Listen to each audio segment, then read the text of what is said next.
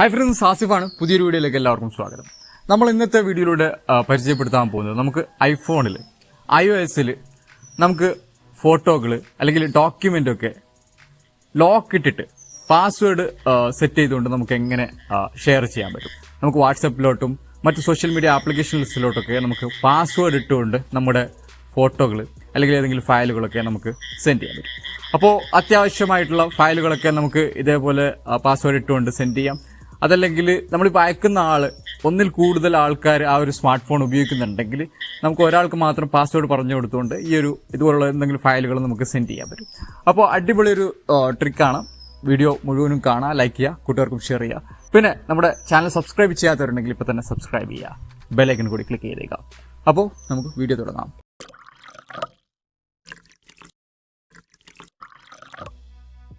ഫോട്ടോകളാണ് password ഇട്ടിട്ട് അയക്കേണ്ടതെങ്കിൽ അയക്കേണ്ട ഫോട്ടോകൾ ഫോട്ടോസ് ആപ്ലിക്കേഷനിൽ നിന്നും നമുക്ക് ഫയൽസിലോട്ട് സേവ് ചെയ്യണം.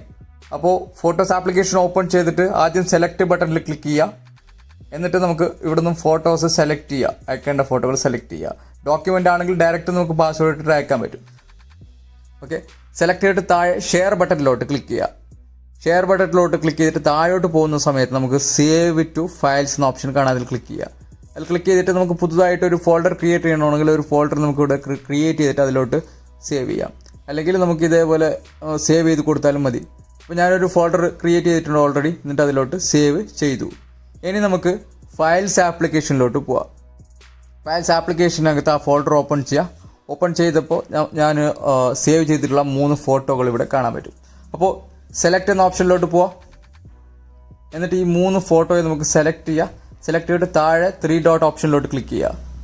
അതിനുശേഷം നമുക്കിവിടെ ക്രിയേറ്റ് PDF എന്നൊരു ഓപ്ഷൻ കാണാം, അതിൽ ക്ലിക്ക് ചെയ്യുക. അതിൽ ക്ലിക്ക് ചെയ്തതിന് ശേഷം ഒരു PDF ഇവിടെ ക്രിയേറ്റ് ആയിട്ട് വരും. അപ്പോൾ അതിൽ നമ്മൾ പോയി കഴിഞ്ഞാൽ നമ്മുടെ ആ 3 ഫോട്ടോയോ അതിന് ഒന്നിനകത്ത് വന്നിട്ട് നമുക്ക് കാണാൻ പറ്റും. ഇനി നമുക്ക് ആ ഒരു ഫയൽ സെലക്ട് ചെയ്യുക. എന്നിട്ട് നമുക്ക് താഴെ ഒരു ഷെയർ ബട്ടൺ കാണാമല്ലോ, ആ ഷെയർ ബട്ടണിലോട്ട് ക്ലിക്ക് ചെയ്യുക. ഓക്കെ, ക്ലിക്ക് ചെയ്തിട്ട് താഴോട്ട് പോയി കഴിഞ്ഞാൽ നമുക്കിവിടെ ലോക്ക് PDF എന്നൊരു ഓപ്ഷൻ കാണാം, അതിൽ ക്ലിക്ക് ചെയ്യുക. അതിൽ ക്ലിക്ക് ചെയ്തിട്ട് പാസ്വേഡ് സെറ്റ് ചെയ്യുക. നമുക്ക് പാസ്വേഡ് ആദ്യം ടൈപ്പ് ചെയ്യുക, എന്നിട്ട് അതേ പാസ്വേഡ് താഴെ ടൈപ്പ് ചെയ്തിട്ട് വെരിഫൈ ചെയ്തിട്ട് ഡൺ എന്ന് കൊടുക്കുക. അതിനുശേഷം വീണ്ടും ഷെയർ ബട്ടണിൽ ക്ലിക്ക് ചെയ്തിട്ട് നമുക്ക് വാട്സപ്പിലോട്ട് അല്ലെങ്കിൽ ഏതൊരു സോഷ്യൽ മീഡിയ ആപ്ലിക്കേഷനിലോട്ടും ഷെയർ ചെയ്യാം. ഞാനിപ്പോൾ വാട്സപ്പിലോട്ട് ഷെയർ ചെയ്യുകയാണ്, എൻ്റെ തന്നെ മറ്റൊരു നമ്പറിലോട്ട്. അപ്പോൾ വീണ്ടും പാസ്വേഡ് ചോദിക്കും ഫയലിൻ്റെ. ആ പാസ്വേഡ് ഇവിടെ കൊടുക്കുക, സെൻഡ് ബട്ടണിലോട്ട് ക്ലിക്ക് ചെയ്യുക. ഫയൽ നമുക്ക് സെൻഡ് ആയിട്ട് കിട്ടും. ഇനി ഞാൻ ഫയൽ റിസീവ് ചെയ്ത എൻ്റെ രണ്ടാമത്തെ ഫോണിലെ വാട്സപ്പിൽ ആ ഒരു ഫയൽ ഓപ്പൺ ചെയ്യാണ്.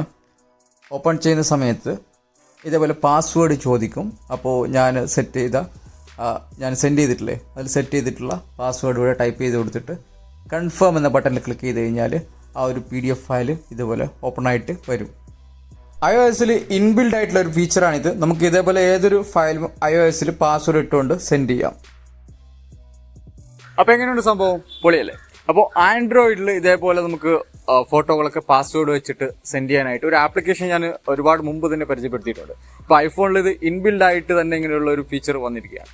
അപ്പോൾ വീഡിയോ ഇഷ്ടപ്പെട്ടിട്ടുണ്ടെങ്കിൽ ലൈക്ക് ചെയ്യാൻ മറക്കല്ലേ, ഷെയർ ചെയ്യാം കൂട്ടുകാർക്കും. വീണ്ടും കാണാം മറ്റൊരു അടിപൊളി വീഡിയോയുമായി. അപ്പോഴേക്കും ടാറ്റ, ബൈ ബൈ.